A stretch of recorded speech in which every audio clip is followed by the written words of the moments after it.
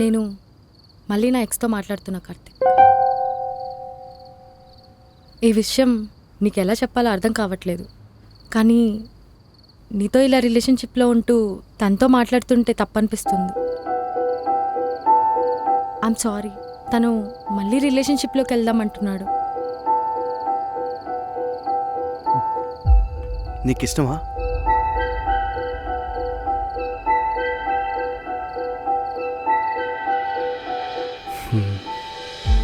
శృతి, నీ జెన్యూనిటీ నాకు నచ్చింది.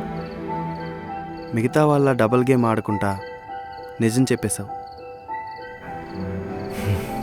మనసులో ఒకరిని పెట్టుకొని ఇంకొకరితో రిలేషన్షిప్లో ఉండడం కరెక్ట్ కాదు. ఎవరినైతే ఇష్టపడుతున్నావో వాళ్ళతో ఉండడమే కరెక్ట్. యాక్చువల్లీ నువ్వు ఇంత మెచ్యూర్గా ఆలోచిస్తావనుకోలేదు కార్తిక్. మెచ్యూరిటీది ఏముంది శృతి, మనకు నచ్చినట్టు ఉండాలి, నచ్చిన వాళ్ళతో ఉండాలి, వేరే వాళ్ళ కోసం ఆలోచించకూడదు. మన హ్యాపీనెస్సే ఇంపార్టెంట్.